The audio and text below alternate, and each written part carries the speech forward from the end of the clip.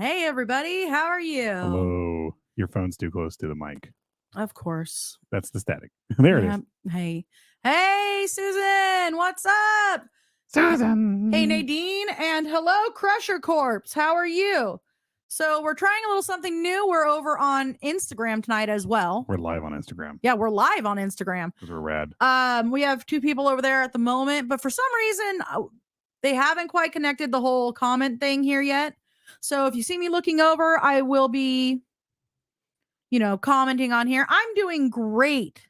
Thank you so much. And I see Henry in here. Hey. Hello.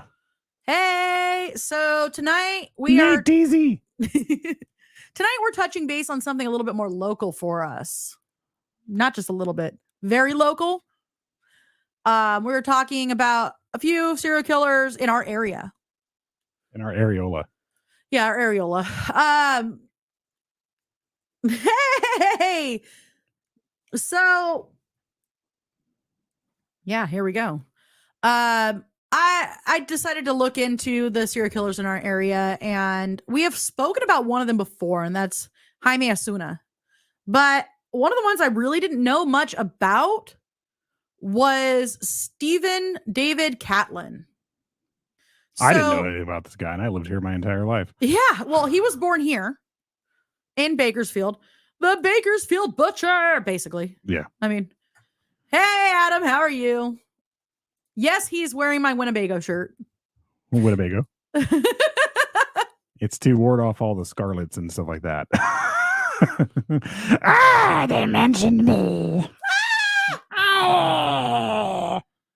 Oh, Crusher Corpse is you too? I forgot. I'm gonna make a post to it. Grouchy and tired. I feel that, actually. So,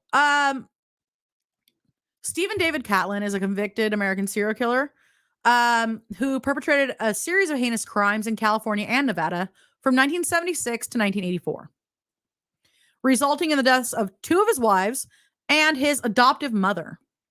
His actions actually led to him getting the death sentence in 1990, but he's currently incarcerated in San Quentin. So that didn't go well, right? Well, obviously not. I don't think choosing murder ever goes well.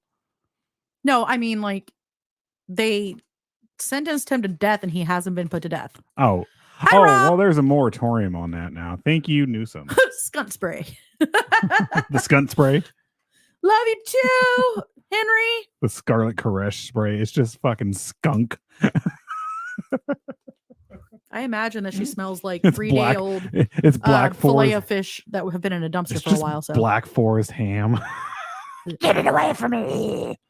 But anyway, so let's talk about his early life and criminal activities. So Catlin's troubled journey began when he was adopted as an infant by Glenn and Martha Catlin from Kern County. The county of Kern. Yep. His tumultuous personal life was marked by failed marriages, criminal activities, a lack of stability. His first marriage was marred by violence and drug use. And subsequent relationships were short-lived and ended in divorce. Catlin's criminal record and troubled personal life foreshadowed the dark path that he would eventually take. So let me go over here and look at some of my other notes here. Are you gonna what? The vape? Oh, I don't know why. You should have just said it instead of poking. Well, I got to get your attention because you can't see me because the notes are up in front of the camera. So they were both doing drugs, by the way, him in his first marriage. You don't say. Yeah. And this was but in 66, he decided to marry a second wife without divorcing the first one. Huh. He used a pseudonym for his marriage license. Oh, good for him. Yeah. You know what? What is that? Is that what is that? Is that a different name? No. What's that called again? Bigamy. Bigamy. There you go. It's not very big of him. I'll tell you that right now.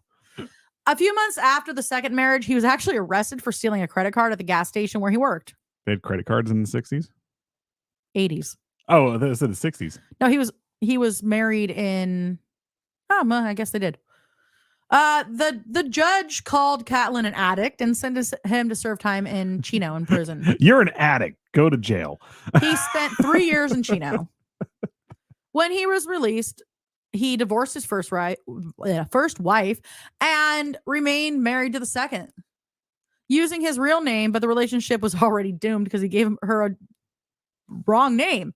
The couple separated after 10 months, and he married a third time, divorcing 8 months later. I would have went with like the Silo. That would have been my marriage name. That way we could have said the line the whole time. He wasn't storing corn in that thing. I woke up choosing violence today. Ha! Don't. Hey, Kisa. Hey, Kisa. Oh, we got more. We got Henry. You are rocking it over on Instagram. Thank you. This is cool. I was reading this about Instagram going live on here. They finally gave us the option to do it. So then he married a fourth wife, Joyce. It was very quickly after his third divorce, but she would prove less fortunate than her predecessor in escaping from a dead-end marriage. Huh. What happened? So Catlin's fascination with cars led to a job with pit crew of the racer Glendon Emery, based in Fresno. And he was infatuated with Emery's daughter. Ew. Stepdaughter, who he began to court while still married to Joyce. I'm going to go back. It sounds like what's his face, the meanest man in America, Pee Wee Gaskins. That's very similar to what he did. He literally he was a pedophile too, so he started going after like his wife's daughter and stuff like that. Hey. Yeah. She got X's on her eyes. Yeah, basically. So okay, the timeline for his crimes are a little chilling. In 1976, his fourth wife, Joyce Catlin, was admitted to the hospital with a severe flu and tragically passed away in 1977. Shortly after her death, Catlin remarried to his fifth wife, Glenna Kay, and moved to Fresno. The pattern of sudden illnesses and deaths continued. Catlin's adopted father and Glenna Kay both succumbed to a mysterious ailment. The series of deaths raised suspicion, leading to a thorough investigation. I don't know why his wives keep dying of weird bruising around the neck and these wounds, these holes would just open up on them. Well, that's not quite how it was. So I actually misspoke. It was 1976, not 1977. It was April. So she was actually admitted to Bakersfield Mercy Hospital. Mercy. Yeah. Good old Mercy. With a severe flu that seemed to improve. And then she took a sudden turn for the worse and died of pneumonia in May of 1977. By the way, guys, Mercy hospitals were Manson died. Yep. Also in the same month, Catlin married his fifth wife, and that's Glenna Kay. Well, good for him. And then moved to Fresno, finding employment at a local garage. So wait, you can like remarry that fast if they die. Huh. Quick promotions placed him in charge of 40 employees, but Catlin had expensive tastes and cash was always short. Well, on October 28th. Sounds like she's got to go. I'm just kidding. On October 28th, 1980, his adoptive father died suddenly. And the fluid in his lungs was attributed to cancer. But once again, he decided that he wanted to have him cremated quickly, like he did with with the first one that died. So it sounds like it's cyanide or something along those lines. Close. Or it's actually what is it? It's paraquat. Paraquat? It's an herbicide. Oh, yeah. I've heard of that. I was like, at first I was like, I don't know what that was, but my dad used to talk about that, using it on the fields and stuff like that. Yeah. You have to like literally dress up in suits to use this stuff. That's how poisonous it is. It's scary that it's used on fields. No joke. Like they use it. I want to say they probably use it with cotton. So what they do with cotton and stuff like that is they take an extra seed and they plant it with the other seed, the main seed, and gophers or varmints or whatever they are, when the burrowing ones, they'll go and eat that seed first, and then it kills them. So Crimson Peak. Yeah. Yep. Minus the incest. I could be wrong if they used paraquat for that specific reason, but they did have paraquat on the farm. It's an herbicide. Yep. My brain stopped. Give me 1 second here. So, in 1981, Catlin's employers at Fresno Garage noticed some missing auto parts. Subsequent background check turned up his criminal record, and he was forced to resign, though no charges were filed. I bet you he worked for Southern Auto. Southern Auto used to be one of the biggest auto parts places, and they had garages attached to the parts houses. And it actually I don't know if you guys know what CarQuest and Advance Auto is. Southern Auto used to rival CarQuest back in the 60s, and it used to be like the main distributor of CarQuest. They bought in to CarQuest and would sell their parts. Obviously, guys, I worked for CarQuest at one point, and Southern Auto. And Southern Auto was based out of here in Bakersfield, and it literally spanned all of California, even back in the 60s when it first started. So, obviously, the finances started to become a strain. And on February 17th, 1984, Glenna Kay suddenly fell ill while visiting Las Vegas with her mother. Returning to Fresno, she was hospitalized with fluid in her lungs. Wow. Physicians were still trying to diagnose her illness when she died on March 14th. Yeah, the poisons on the farm, like the respirator my dad would use and stuff like that, he would literally change out the filters on it daily and throw them away, like put them away where no one can get them because it's deadly. the poisons they use and stuff. Henry says, so why would people steal credit cards? Doesn't that make things suspicious? Back in the 60s, it was harder to track that stuff. A lot harder. They didn't have, it wasn't exactly electronic like it is now. I mean, back in it was in the 80s when it started becoming electronic, but the 60s, they still basically used the credit system. Credit system and stuff like that. And they had the little credit crunchers where they would put the invoice paper on there and they would crunch your card and stuff like that. Oh, yeah. And he says, O'Reilly Auto Parts. So while they were trying to figure out what her illness was, he happened to receive $57,000 from life insurance payments. That's a lot of money in the 60s and 70s and 80s. In 81, yeah. Oh, that is a lot of money, actually. And acquired another fiance that was encountered on a visit to the hospital. 57,000 is probably the equivalent to like almost 200,000 or 300,000 now. Yeah. So back in Bakersfield, his third ex-wife had followed a series of deaths in his life. So she approached the local sheriff with suspicions.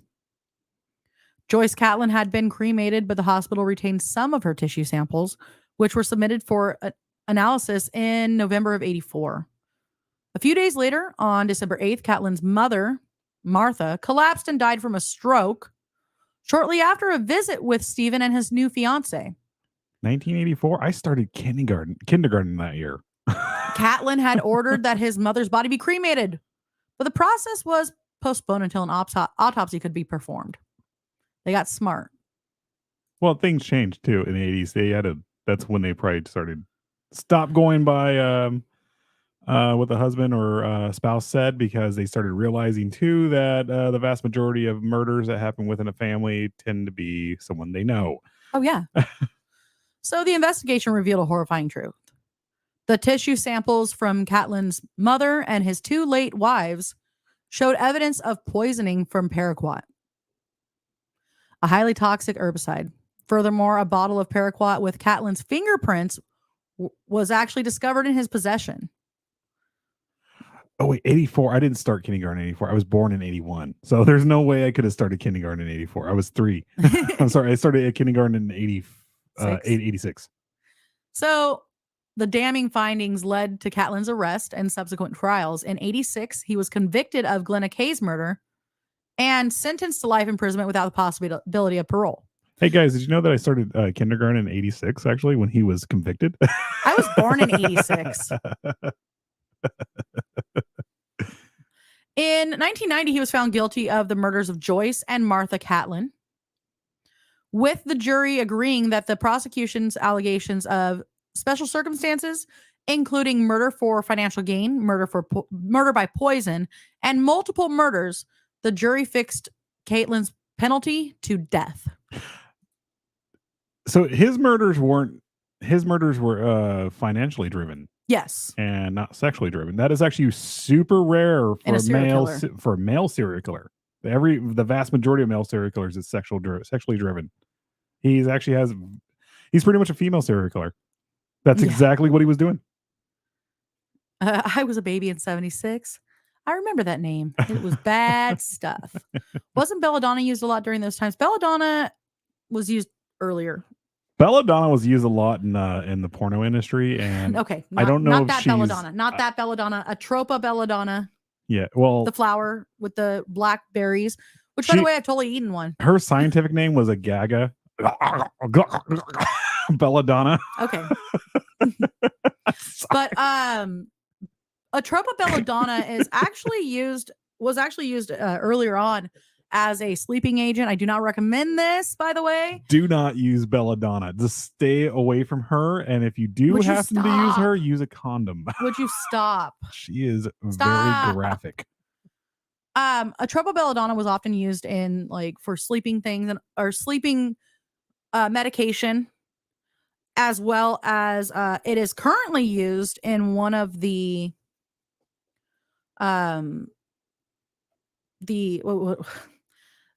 all natural Dramamine that I use. It has a little bit of belladonna in it. Look, guys, belladonna, don't take belladonna. Don't listen. Just stop for a second. I'm being serious here. I am too. Hold on. In small doses, regulated, it is okay, but do not medicate yourself with it. Okay, guys? Ever. I have a plant science degree, and I actually propagated some myself. I ate one berry. Don't do it. Don't do it. I did not get sick, but do not do it because it could kill you. Yeah, it only became easier to track credit cards in the 90s. That is correct. DeBobo, hey! Hello. In 84, I was 8. Hi, DeBobo. Henry, what's up? I feel old. Hi, Raven. You graduated in 86. I was born in 86. Hi. I was in first grade in 87. Goodbye, Instagram. Yeah, probably. No, Instagram is actually pretty cool, man. I go through there. Yes, and for stomach ailments. I go to Instagram when I want to. But Instagram is the rated R TikTok or rated X TikTok, not triple X, but X. Instagram's awesome. I'm sorry, I love the videos, the shorts on there, and they get away with so much. It's hilarious. Whereas TikTok just takes you down. I'm just gonna do makeup right now. I needed chapstick. Jeez. I'm just kidding. You were talking, so I figured I had a chance. Yeah, belladonna was also used for stomach ailments. You are correct. Hello. Hello. Or trash bag, because trash bags are hefty. Condoms are wimpy. Hefty. All right. So let's get back into this. The case of Stephen David Catlin serves as a chilling reminder of the devastating impact of his actions on the lives of his victims and their loved ones. It also underscores the importance of thorough investigation and justice in holding individuals accountable for their crimes. So now we are going to talk about one of the most terrifying ones that we have talked about before, but it's been quite a while. Maybe we should, you want to do a commercial real fast? Not quite yet, because I'm going to bring something up. Oh, okay. We're only at 22 minutes. Well, we kind of mowed through that first one. So here's who we're talking about today. The guy on this side right here. That is upper right-hand corner. No, not upper. Oh, lower. Lower right-hand corner. This guy right here, that is Stephen David Catlin. This guy right here. You seen the is sparkle fingers. He's got sparkle fingers too. Yeah. He's all sparkle. I'll do my hand like him. That is Jaime Osuna. And he is absolutely terrifying. In prison, he's called Behind Me Osuna because he's always behind people. Never mind. This guy's absolutely terrifying. Yeah. So, I drive. Look, when we get into this, I'm just going to say this right now. I drive past his hotel where he committed his crimes almost daily. Mm-hmm. So, we are going to go to a quick commercial. And, Uh-oh. Okay, here it is. Here it is. We'll be right back.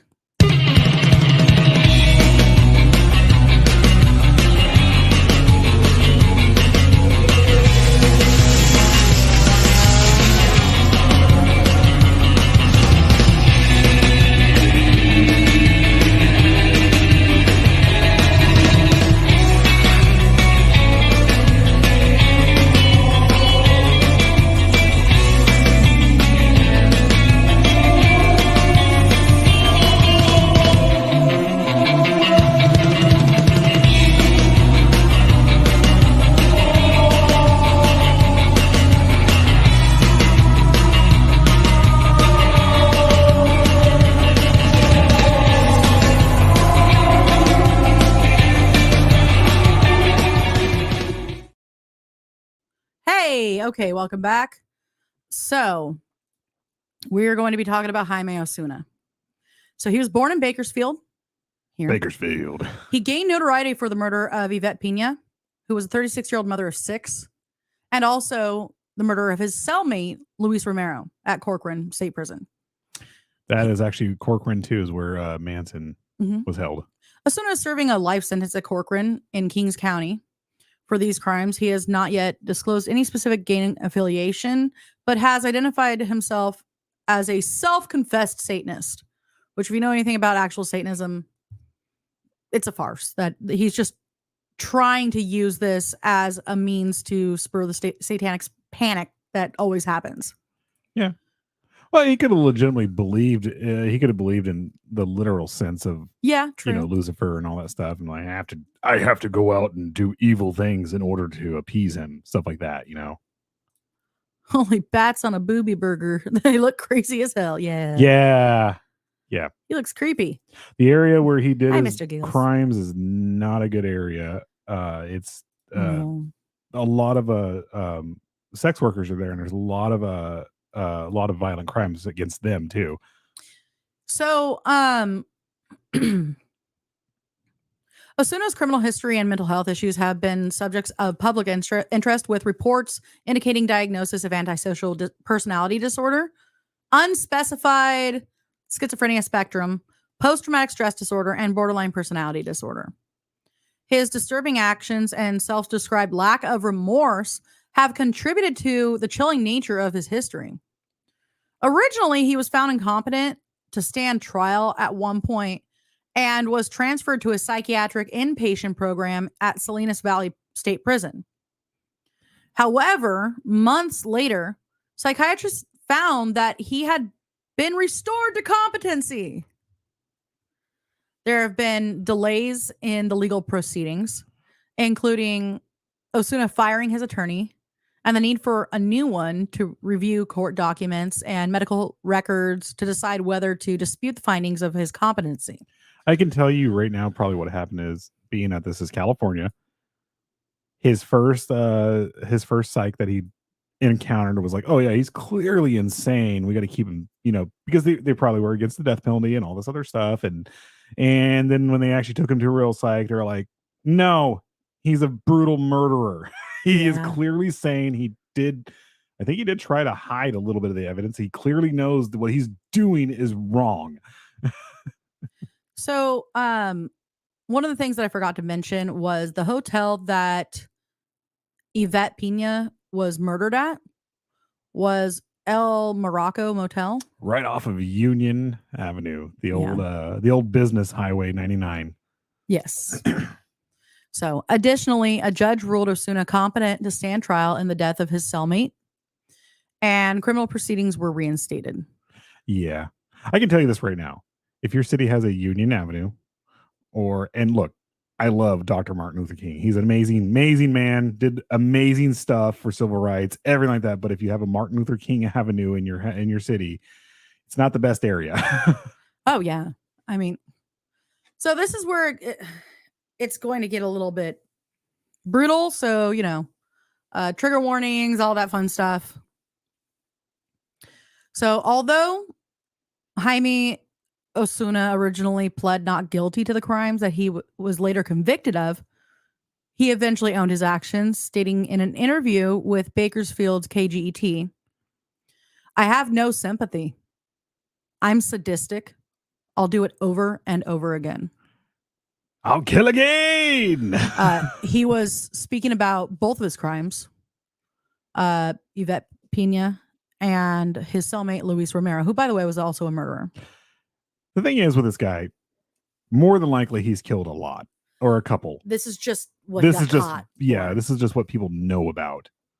And like I said, the area where he was at, it's not it's easy to get away with this stuff because a lot of things are The lesser overlooked. dead. Yep, the lesser dead.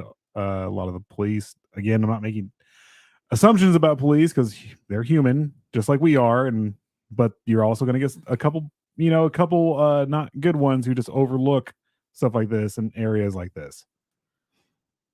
Excuse me, had a burp. So, also during this interview, when he was asked about the murder, the initial murder that got him put in prison, he said, "I did it sadistically, premeditatedly, liberally tortured, and murdered Yvette Pena simply because I had the opportunity. The torture and all that is more of trying to get a rush. It's an addiction. It's a drug. I would rather do that than do drugs. I would rather do that than have sex." What most of these people look at again, I'm going to go back to the Rostov Ripper, Andre Chikatilo. He couldn't even get an erection unless he saw blood. So every time the first time he killed someone, Chikatilo said he achieved orgasm, literally just by stabbing, and because it's such a rush to people like this, it's an addiction. Jillian! Hey, I can't pull your message up, but I see you on here. Hi, we miss you. Also, Mr. Giggles, we didn't say hi to him. I did say hi to Mr. Oh, you did? Giggles, actually. And yes, this is live. This is live. So I have hair. Anybody that's over on Instagram right now, I can see your comments, but We it's just can't not bring 'em allowing up. me to bring them up right now. We'll figure this out eventually, I'm sure. You actually probably can't, because until StreamYard fully integrates Instagram into it, we can't see the comments right here on the side and bring them up, but we still will acknowledge you. Yeah, absolutely. Did you say Jillian? Yes, Jillian. Jillian Thrillian? Right there. What? Yep, Jillian. I'm so happy to see her. They have a badass shop we should talk about. They Just say it. do. It's Jillian, what's the name of your guys' shop? Oh gosh. It's something parlor. I know that much. Is it the creepy? Oh, it is the creepy parlor. I think that's what they call it. It is the creepy parlor. No, It could it's be, I could be something wrong. else. And we are going to be talking to Genevieve at some point here. Genevieve and Jillian. Yes, She and has to hopefully come on, too. Jillian. It is the parlor. I was correct the first time. The parlor. On a random note, I miss doing lives with those two.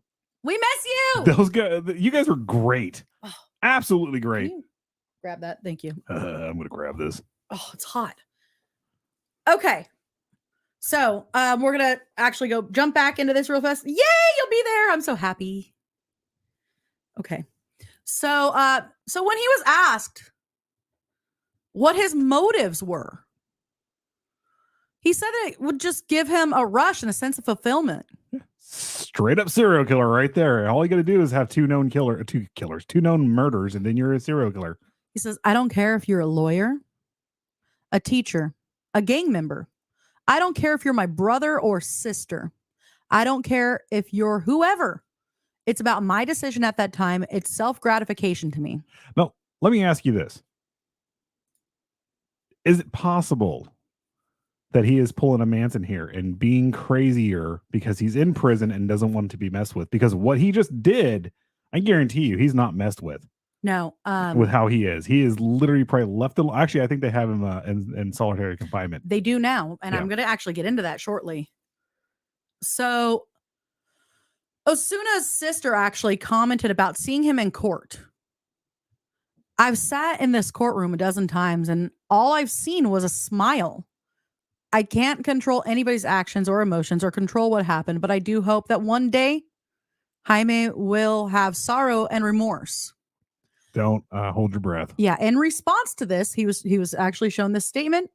His reply, nope. And I believe him. I think Dahmer was a serial killer that came close I'm to going to show having you his some face remorse. again. The guy with one all the tats. up here, right there. He has shark eyes. Yeah. Here we go. Let's get back in here. So as mentioned earlier, while in prison, Jaime's sadistic ways have not stopped. On March 9th, 2019, at the age of 31, having been placed into a cell with another convicted murderer, Luis Romero, who was 44, he had actually made a statement. Do not place me in a cell with a cellmate. I will kill them. And he did. So I think it was quite brutal too.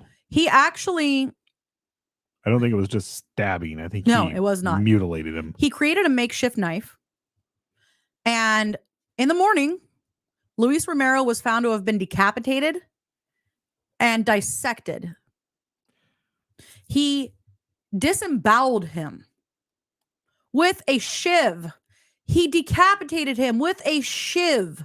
It's not easy to do. He actually was starting to work on removing his limbs. Think about this. He got this done at night, and he got it done in between guards coming by and checking on things within that, whatever the span of time it takes for a CO to walk by and just to make sure everything's okay. And granted, the vast majority of prisons in California and America are understaffed, but they do make regular rounds. and this guy dissected this other guy in that time frame. I sat in the bathroom. What? I just said I sat in the bathroom. Oh. Yeah, that's terrifying. Socializing with people all over the world in an app. Yes. Hi, Calvin. Hey. Yeah, hey, damn. Calvin. At least he didn't eat him. Maybe. We don't know. Hello, Sean. Oh, that's a penis there. That's a penis. That's a penis hot dog right there. Hi, penis. Hi, penis. Oh. Just bad timing. Wait, is that Sean Young as Sean Nielsen now? Or is that... No, that's somebody else. I don't know. Could be. So, yeah, I was thinking of Dahmer. Sharp objects are egregious. Where's the beef? Where's the beef? All over the floor of the prison. Yeah. So, it's interesting to note that in the initial report, the guards actually lied about the status of both inmates in the morning upon doing their morning rounds. So it was not my problem. What was it? Oh, it looks like that's a blanket on the ground, not blood. I'm just gonna walk away from this. Okay, so I was watching Santa Clarita Diet. It was a whole lot of nope, not my problem. I was watching Santa Clarita Diet, and there was a scene where a guy had vomited all over a hotel room. I was found passed out, and the lady came in, housekeeping coming in. She opened it and said, "Nope." Close the door. I feel like this is one of those moments. So they actually lied on the initial report about the status of both inmates upon doing their morning rounds. They stated that both cellmates were alive and well. Susan, that's first shift's problem. Actually, technically, they were the graveyard shift. Nope, not my problem. This killing has been dubbed one of the most heinous crimes in California prison systems. Yeah. And has prompted an investigation as to why Osuna was even placed into a cell with Romero. Woo! Bakersfield's #1.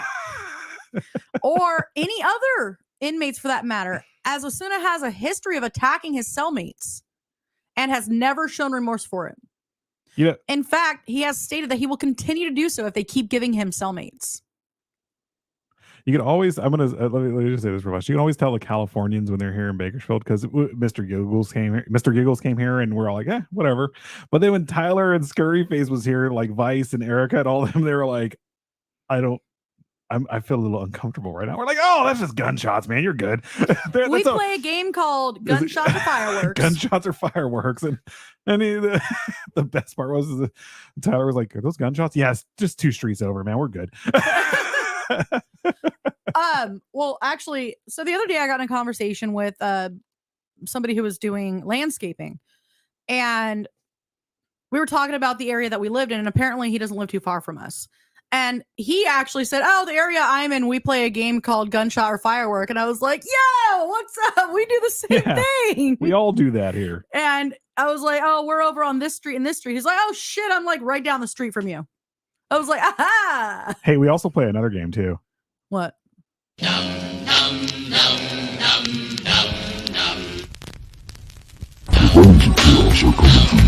The bodies of chaos are coming for you. The bodies of chaos are coming for you. Good morning. Uh-oh. All right. Yeah.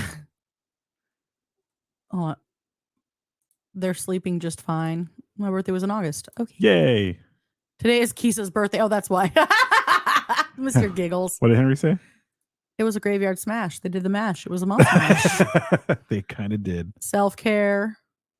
We play that game in Troy. Yeah. His cellmate looked so peaceful when he sleeps. I mean, disemboweled. His cellmate looks like he's in pieces when he sleeps. Man, look at that. It's all right. What's up, Calvin? Calvin, what's going on? Guess which one it is? Gunshot or firework? Yep. That's our game. Yep. I farted. Sometime that's part of the game. So he giggled too when he did. Pow! So one of the reports faults the California Department of Corrections and Rehabilitation for conducting a shoddy investigation and delaying the disciplinary action against the guards. You don't say. Right. Now, interestingly enough, I discovered that last week in December of 2023, he actually was due in court for his crime, but he was late because he decided to spit on the officer that was transporting him from the prison to the court. This was last week? Last week. Huh. Yeah. He was brought to pretrial in Kings County, which is like Sacramento area. Thing is usually even if they spit on the guard, they just put one of those screens or they did. He was late though. Oh, it was late. Okay. He was just late, but basically they had to tackle him and do all that crap and then bring him in. I was thinking it was, okay, we're not going to bring him in because he spit on a guard. It was like usually they just beat the crap out of you and still bring you into court. I'm pretty sure that's what they did. And he's got tattoos all over his face, so they're not going to see a black eye. They're not going to see a black eye. So since this crime was committed in Corcoran prison, they're actually trying him in Kings County. His next pretrial hearing is actually set for February of 2024. Yay! My birthday month. Yeah. So this one is all going to be theoretical conversation. It's not much, but there is what is called the secret serial killer. You want to go into that? Yeah, we might as well. At this, the notes that I have are just. So the backstory behind this is for the last probably 25 years. Since about 2001? No, earlier than that, way earlier than that. Actually in the 90s and possibly 80s and stuff like that. Well, the ones that they've been able to connect are about 7 women. There's been body parts showing up at some reservoirs and recreational areas that just where there's lakes or there's like a in our river, and they just all of a sudden there's an arm. And they can't figure out who it belongs to at all. And it never, it's never the same person twice. Like they're not just finding this arm and then the other person, the other arm. He's very much a secret serial killer because his MO is very hard to pin down, just like any other serial killer. It just happens at random. So one of the interesting things was there is a report on Bakersfield KGET, which is one of our news stations out here, that is called The Secret Serial Killer, where they dove into this themselves. Yeah. So, okay. This is kind of like some pretext here. When delving into the realm of theories surrounding Bakersfield Secret Serial Killer, serial killer, I almost said Secret Santa. It's important to understand. Up on the rooftop, stab, stab, stab.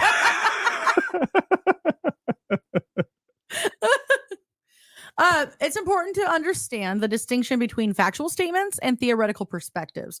So theories provide a framework for understanding and interpreting complex phenomena, often serving as a basis for further investigation and discourse.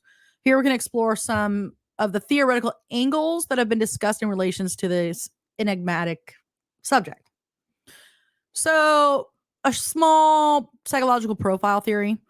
One theoretical perspective revolves around constructing a psychological profile of the unknown perpetrator. So this approach involves analyzing behavioral patterns, potential motives, and the offender's modus operandi.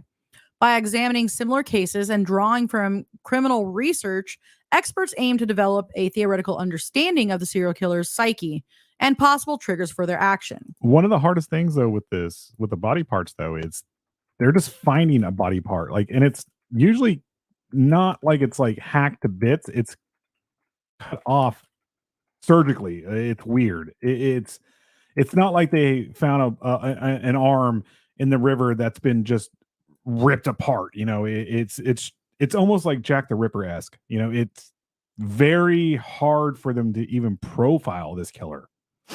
So, talking about some of the killings that happened between 1996 and 2001.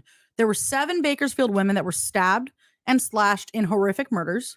All of the victims were poor. Some of them were prostitutes, but the crimes were forgotten. The less dead. And I'm not making fun of no. The less When dead we at all. say that, we're not saying something negative. I mean, it is negative, but Willie Picton got away with what he did for so long because the Vancouver police viewed the less dead sex workers and stuff like that as just that. They actually in a lot of instances they viewed him as doing a service to the community because he was getting rid of the sex workers, which is not a good thing in any way, shape, or form. No one deserves death like this. So basically, even though they were predominantly forgotten, one detective lived by the old cop philosophy: everybody counts. Exactly. So he never gave up. And when divine intervention connected the murders to the savage killings of a beloved community icon, everything changed. So, to be honest, I'm not sure who the beloved icon is. Well, this is where you get into the Lords of Bakersfield, Yes. which is a legit conspiracy theory here. There's a lot of messed up things that happens with that, but it can't be proven because it happens with supposedly happens with prominent families and stuff. Well, one of the victims was Kathleen Heisey. That's apparently one of the issues that happened. Really? Yeah, but she didn't die. This is somebody who survived. Here we go. Let me go back into here. Ooh. So now we're gonna go into like the socio-cultural context theory. Another theoretical lens focuses on the socio-cultural context in which the series of crimes unfolded. This perspective delves into the broader societal factors such as economic disparities, community dynamics, historical influences that may have contributed to the emergence and perpetuation of the serial killer's activities. Exploring this theory involves considering how social structures and cultural norms intersect with individual behavior. So when we're talking about this, we're mentioning that every one of these victims was poor. Yeah. And some of them were sex workers. Yeah. So there are connections. I am trying to, here we go. So in the late 90s and early 2000s, 7 women were brutally murdered in Bakersfield. Some were sex workers. Some were single moms living alone. None of them were wealthy. None of them were prominent. Most were African American. All had been stabbed and slashed, and all of the crimes went unsolved. In 2008, a series of savage rapes led investigators to a 33-year-old ex-con named Michael Charles Brown. I remember this. He was arrested and charged, and his DNA entered into the national database. That DNA connected him to one of the earlier murders. He was convicted of the rapes and then that one murder. But what about the 6 other victims? So for decades, their families have sought answers and sought justice, but nothing has come of it. When Channel 17 began looking into cold cases in 2016, and that would be KGET, by the way, families of the victims reached out. For more than a year, they have been, at this point, I want to say this, what I had was, I think this was from 2018 when I looked into this. So for more than a year, they've been looking into the killings of Mary Ann Perkins, Leslie Dawn Preston, Katrina Antoinette Pink, Billie Jean Bear, Patricia Bessie Martin, Wendy Kyle, and Kathleen Heisey. Sorry, Kathleen Heisey was one of the ones that did not survive. That was her sister that was talking about it. Look, not to sound in like a dick here, but as soon as they catch this guy, we're gonna have show content. Well, I'm just kidding. Didn't one of those names sound familiar to Samuel Little? Possibly. He was here. Yeah. So that's another thing. I mean, he's made a stop here. I'm sorry, Samuel Little made a stop here in Kern And we've County. actually talked about that. We've we've gone to where we know of. Supposedly one of his crimes happened when Yeah. he killed the person. I actually worked with them, and she told me all about it. And it was not a nice crime, nor is any crime. They handed me to Santa last week. We did.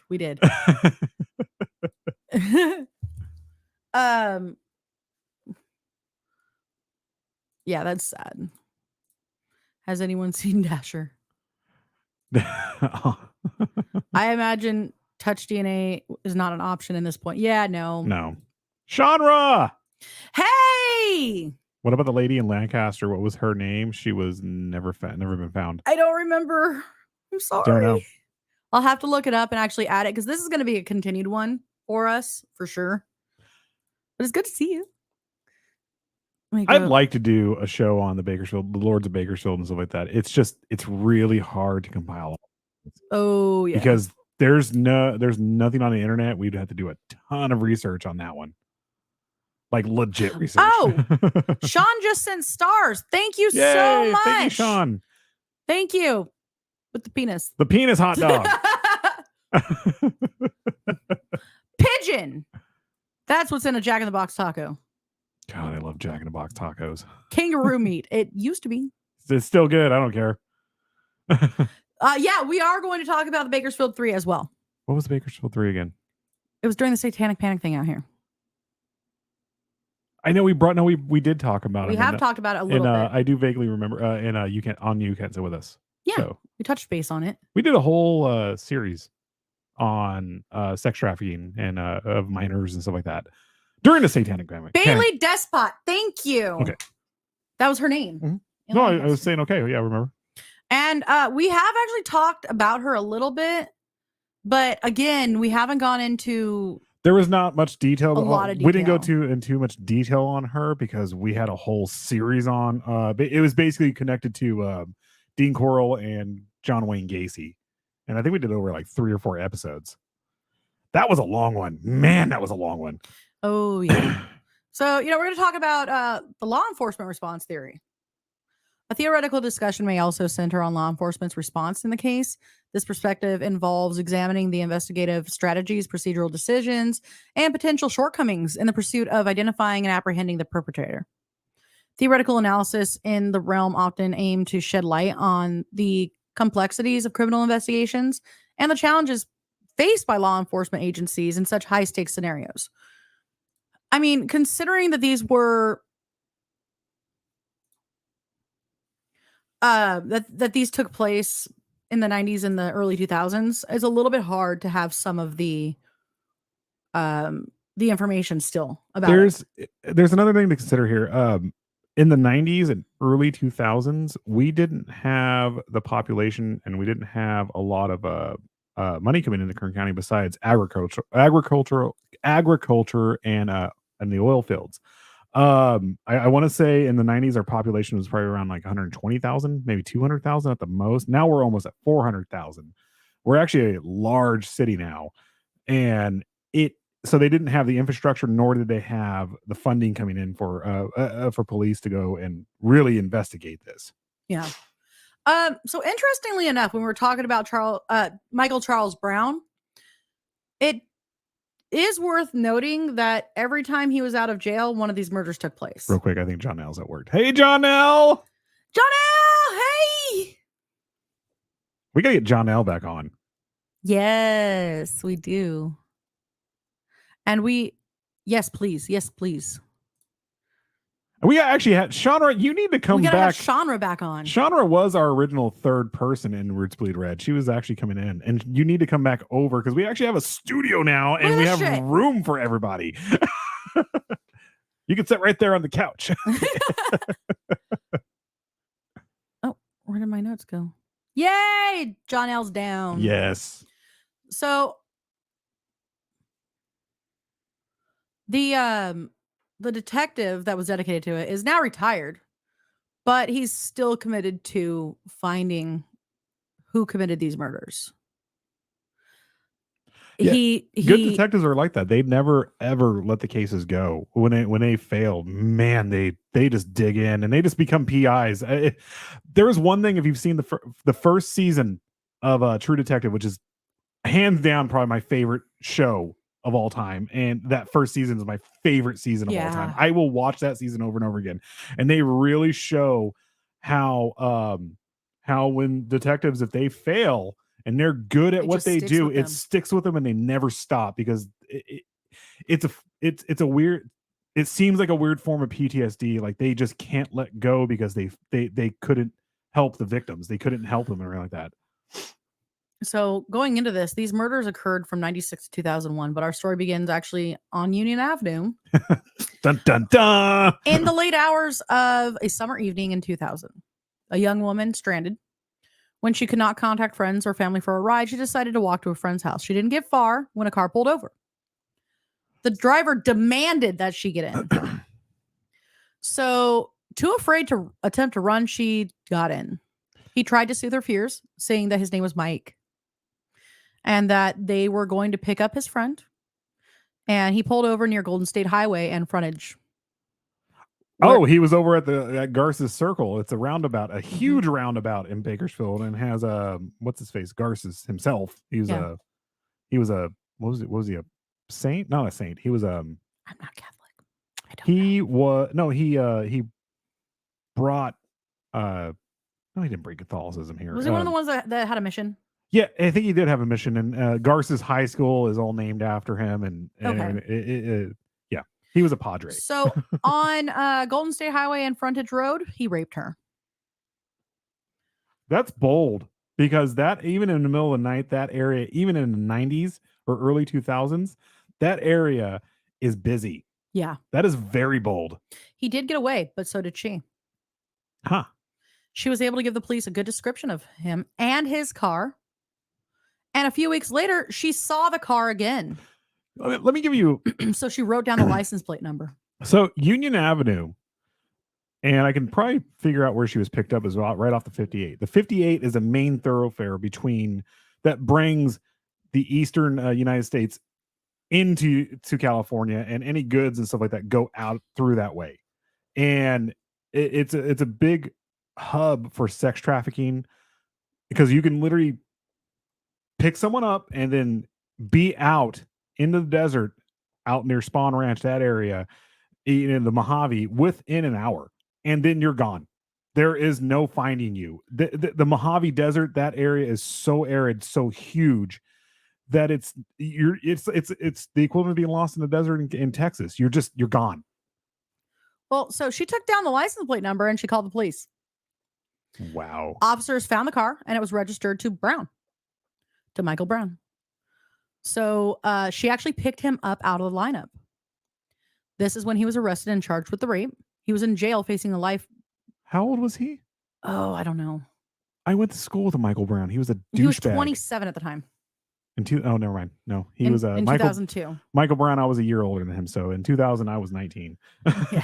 So he was actually picked out in a lineup. He was arrested and charged. He was in. Sorry, I just saw Sean's comment. Good to know, Wink. Good to know, Wink. I'll be there in a minute. Good for her. Yeah. It's sad when they pass away not knowing. One wonders if knowing contributes to an early death. Nope, wrong notes. Hold on. I have multiple notes right now. So he pled guilty, and he was facing a life term for prison or in prison for kidnapping and rape. And he pled guilty, and he only was sentenced to 8 years. He's out. But he refused the deal. Oh, he did. Yeah. Well, get this. 3 months later, the district attorney's office dismissed the case on December 4th, 2000, and he was free to go. Oh, good old Bakersfield. After the dismissed kidnapping and rape charge, his criminal record describes a domestic violence charge and a few DUIs. On January 25th, 2002, Brown, who was then 27, was arrested for murder. He and his 3 brothers had been in a fight on the 900 block of N Street, 8 blocks west of Union. That is literally downtown by the Nile Theater, by the Fox Theater, Yep. where it is, again, packed with people. That's the bar district right there. So the person who was stabbed to death was Joe Kent. Huh. All 4 brothers were arrested, but nobody would say who struck the fatal blow, so all 4 of them were released and never charged. Wow. A year later, on March 30th, 2003, a week after Brown's 28th birthday, him and his brother left the Red Robin in Valley Plaza. That's right down the street from us. That's literally like 3 miles or 2 miles down the road. After drinking, with his brother in the passenger seat, he drove down Union around 8:30 p.m. He hit a pedestrian named Gary White and killed him. Wow. He was 40 years old. So the impact threw White through the windshield of his car. Of Brown's car. Brown drove several blocks down Union with the body protruding from the windshield before he pulled the car over in the parking lot of Wiener Schnitzel at Union in California. I pick up from that Wiener Schnitzel all the time. That's one of the old school Wiener Schnitzels too, where it's an A-frame. It's an A-frame building, and you just drive through to pick up your food. There's no dining room or anything. Our Instagram just ended, by the way. Oh, it only goes an hour? I guess so. That's fine. Or we just got taken down because we didn't just set out everything. Yeah, we're having trouble. Oh well. I'm gonna remove that. I think it only goes an hour, so we're good. Saving changes. That's cool. So, he dumped his body over at Wiener Schnitzel, and then they fled, him and his brother. Brown reported she that said Wiener. Yep. Susan's getting us back for trolling her shows. Hey, William. Red Robin, yum. Red Robin, yum. Well, when you're at Left Robin spreading red. When you're at Olive Spetzel. Garden, your family. Don't say it. Not Spetzel, Wiener Schnitzel. Yep. Oh, they don't have Wiener Schnitzels on the West Coast or East Coast. Killed them because he wanted wieners. Susan? Knockwurst. We're taking the Wiener Schnitzel when you get here. Oh, yeah. Look, seriously, when you're hungover, Wiener Schnitzel is probably the best food to have. Like, their chili dogs are absolutely fucking amazing. So, Brown reported that he had been robbed and his car had been stolen. The officer said that he was relaxed and nonchalant as he described the attack. He's just standing outside of the car. I called the cops. I just found it like this. There was a body in it and everything. It clearly was stolen. But his story really didn't add up, and the police finally got the truth out of him. Eventually, he confessed, and they considered him very cooperative. At 1 a.m., over 4 hours after leaving the restaurant, his blood alcohol levels were reported as 0.14%. How is he alive? Isn't that like a lot? That's a lot, but that's a lot. When you get to the 1%, when you get to the 1%, closer to 1% alcohol in your blood, you should be dead. I've heard reports of people with like 2%. That's insane. 0.2, not 2%, 0.2. That is wow. So I don't even think I might. at 1 a.m., over 4 hours after leaving the restaurant, his blood and alcohol level was recorded at 0.14%. He was arrested and charged. He again rejected a plea deal, but this time he was convicted and sentenced to 9 years. He was paroled on February 8th, 2007, having served less than 4 years. That there was a time, I don't know if you remember, where they were letting people out. Yeah. Oh yeah. 2007, that was Schwarzenegger. So 9 months later, he was our governor at the time. The governor. 9 months later, a sex worker that went by the name Gypsy Rose was on Union Avenue looking for one last customer that night. At Union and 8th Street, she got into a car with a man who drove her to an area near Central Park and offered her $30 for sex. The price was too low, so she refused. And when she refused, the man said, "It doesn't matter. I was going to take it anyway." Wow. When he demanded that she remove her clothes, she refused, but complied when he began to hit her. That's just terrible. That's fucking evil. As he raped her, she felt that there was something about the man that told her not to resist or fight back. He sodomized her with foreign objects, and he bragged about having raped and killed other women. It's insane. Wow, that's fucking He evil. even claimed to have kept some in the basement of a home on Bank Street, just off of Union. I could see it, that area. Mhm. That's a very creepy old area. He told her, "I could imagine waking up in the morning and using you for days. I've kept some women as long as a few weeks." Blech. No, he was talking about necrophilia. No, not just necrophilia. He's talking about Kidnapping, them and keeping them in torturing there. him. She managed to escape as the sun came up, and a street cleaner drove by and startled him. Humiliated by the experience and living under the shadow of her prior criminal record and life as a sex worker, she didn't report the rape until gathering the courage 2 days later. So this was back in November of 2007. A few months later, she told police that he was back. He pulled over to her on the street and said, "Remember what I told you," and then drove off. Less than a month later, according to court documents, at Union Avenue and 1st Street on Christmas Eve of 2007, another sex worker agreed to engage in sex for $30. He drove her to a secluded area where she later told detectives that he became violent, choking her while repeatedly raping her. She said he told her that he had killed other women before, but if she did what he said, she wasn't going to get hurt. The assault continued for 2 hours. Fucking wow. With Brown alternating between threatening and then telling her that he loved her. This guy clearly has mother issues. Eventually, Brown got dressed and told her to get the fuck out of his car and drove away. What kind of car was this? I don't remember. Was it a Volkswagen? I don't think so. Because it's pretty uncomfortable. Sounds yeah. I'm going to do things to you in uncomfortable spaces. Well, like the back of a like the Volkswagen? back of a Volkswagen? Sorry. Wow.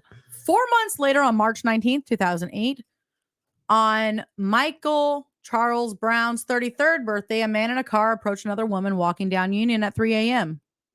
They sparked up a conversation, and she asked if he would give her a ride to Kern Medical Center. When she was in the car, he told her, "You're mine now. You're not going anywhere," and locked the doors. He drove her to a secluded area and began to beat and rape her. After sodomizing her, he forced her to eat her own shit. Huh. She begged to be let out of the car to go pee. When she was outside the vehicle, she did attempt to escape. The man tried to run her over with his car. She bounced onto the hood and clung to the windshield wipers. He then slammed on his brakes and catapulted her into the road. Wow. With a windshield wiper in her hand. Did she live? Yeah. He attempted to get her back in the car, but she managed to get away. 3 days later, officers were called to Kern Medical Center, where another woman was being treated after being beaten and assaulted. She told officers that she and a man in a gold-colored Mercury, there you go, agreed on a price for sexual services, but when they reached a secluded place, he began to choke her. She She lost consciousness. She soiled herself. The man pushed her from the car and drove away. She noted that the car had a cracked windshield and the driver had a gold necklace and a tiger tattoo. So the car had this man-sized hole in the windshield. Dizzy! Dizzy, what's up? Gouda broccoli soup. Yum. I do want some Gouda broccoli soup. She's Kisa's addicted to Spetzel now because she was in Helen, Georgia. Yeah. Holy shit. Right? Holy shnikes. Here we go. Back over here. So yeah, again, the guy had a gold necklace and a tiger tattoo. When they examined the car, they noticed that one of the windshield wipers had been ripped off. They arrested the driver, Michael Charles Brown, the same man who avoided prison in 2000 after prosecutors dismissed a case that accused him of kidnapping and raping a woman he met on Union Avenue in 2000. The same man arrested for murder but never charged in the party stabbing in 2002. The same man who killed a pedestrian on Union Avenue in 2003. Arrested for the sex worker rape, adamantly denied ever having had contact with any sex worker. He was convincing. And it was his word against hers. But the DNA results came back. His DNA matched 3 of the 4 assaulted women. Gypsy Rose was the only one who had not reported her attack in time to get a rape kit. But she was able to give a detailed description, and he was charged with all 4 rapes. His DNA was entered into the National DNA database, and there was another match. He was now linked to the vicious killing of Ruby Lee Jackson Merriweather. Merriweather's case had long run cold since her death in 2000, more than 8 years earlier. The mother of 4 had been savagely raped and murdered in her own home. This was the 500 block of Grace Street in East Bakersfield. This is close to us. Yeah, close-ish. Close-ish. That's it's up near Garces High School on the Bluffs. Yeah, close-ish. Just to let you guys know too, we didn't go to the Bluffs for a long time in the early 2000s because of this. Yeah. Because that was actually one of his stomping grounds. The Bluffs itself is actually a richer area, but it overlooks the oil fields, and it's a trail where people go and hike and exercise and stuff like that during the day, but at nighttime it's not the best area to be in. It's okay. Totally understandable. Knockwurst. Glad I saw the feed. Thank you. Hey, thank you. So, by the way, for Merriweather's case, there was no forced entry. She had been stabbed 18 times. Her body was posed, and the corpse was positioned at the foot of her bed, arranged in a sexually humiliating position. Very much like the Gainesville Ripper, which is what Scream is based off of. That killer. Yes. Beside the body was a chair. Leading investigators speculate that her killer had admired his cruelty. Her body was found by one of her daughters. And to this day, terrible. her daughter can't speak about what she saw. That's terrible. That's just... It gets worse. His DNA was matched with feces that was left on her body. With what? Shit. Oh. Feces. Yeah.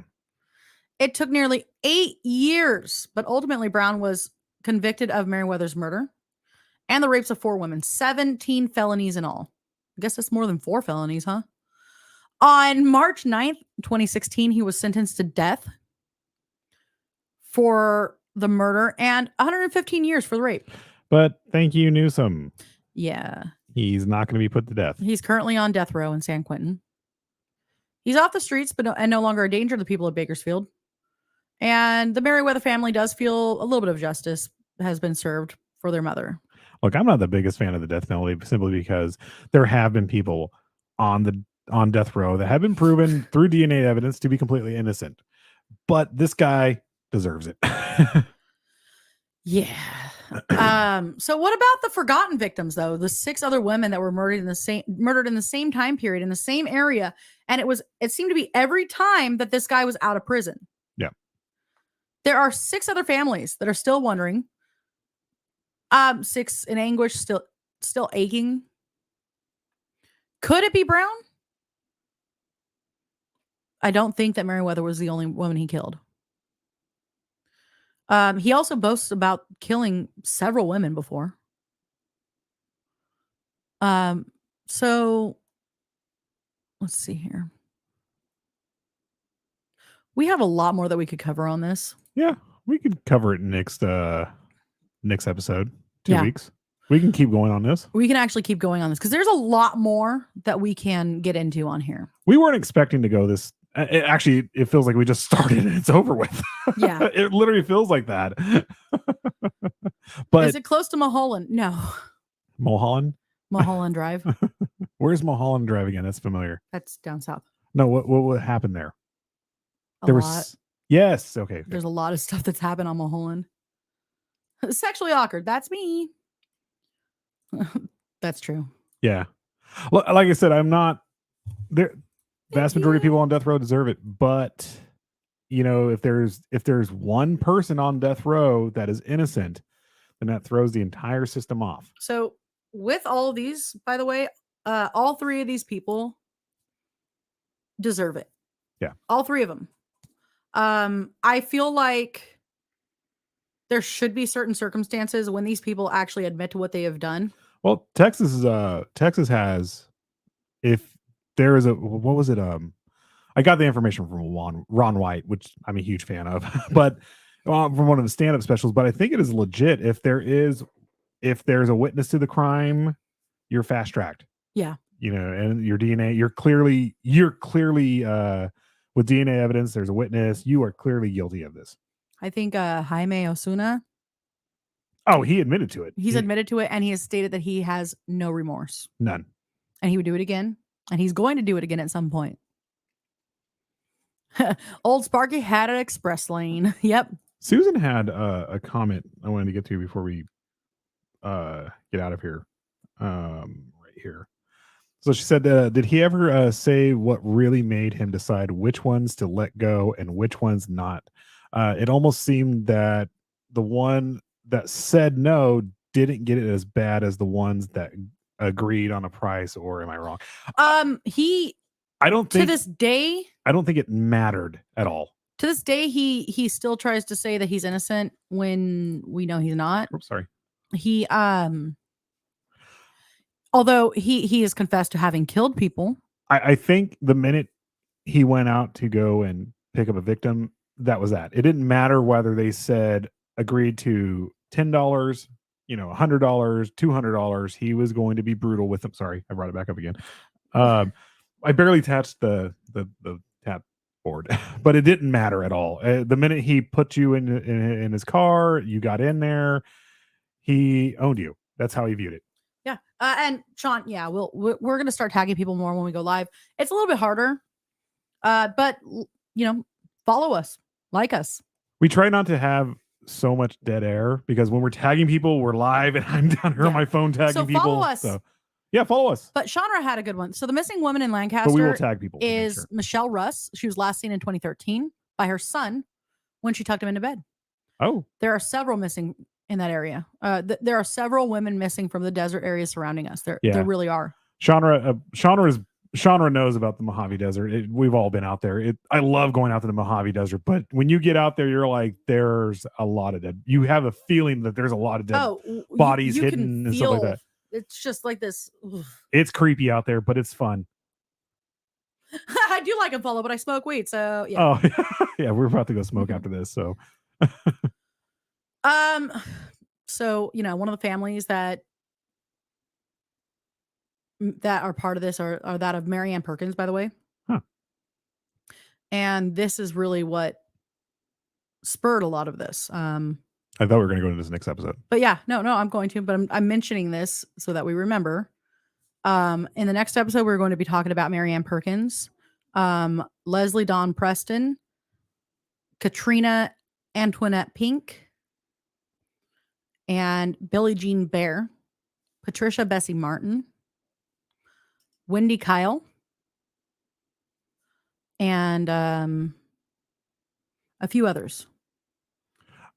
Oh yeah, I want to bring this up real fast. Yeah, sub on YouTube, Twitch. They're better about sending notifications out. Yeah, YouTube and Twitch are really good about it. Really, really good. I get my Twitch notifications almost immediately. So if you guys can, go over to our Twitch page, which is the PBDC Collective, and subscribe to it and follow. Yes, smash that bell. Or however you do it. No, I'm sorry. You follow on Twitch and then you subscribe or something. However it works. So yeah. Again, Sean, thank you for the stars. We really appreciate it. Also, Mr. Giggles, thank you for the stars as well. But yeah, we are going to touch base a little bit more on this because it goes further than Michael Brown. Yep. There's not just like he's already in prison and these murders are still taking place. These body parts are still popping up. These bodies are still being found in the desert, badly decomposed. There are body parts in Hart Park. There are all kinds of have things. been found in Hart Park. There's no body parts. Though there could be body parts there tonight. We don't know. But yay. Oh, so see, now we're at the end. And next episode of You Can't Sit With Us, we're jumping on the I'm saying it. We're jumping on the last podcast on the left bandwagon. We're covering the Hatfield and McCoys. Yeah. We're getting in there too. I'm sorry. I wish I could reach out to that one guy. I wish I could reach out to the last podcast on the left. They're like my favorite. But we're doing it. We're copying them. We're not copying them. We're going to do our own take on it. Yeah. There we go. So thank you guys for joining us tonight. Bros and broettes. Thank you guys for joining us tonight. Have a wonderful night, and we will see you next time. And thank you, Sean, for the amusing Facebook pic. That's awesome. Yeah, he said it was a temporary picture right now. Keep it. It's not temporary. It should be permanent. Pew, pew. All right. Have a great night, guys. Bye, guys. Bye.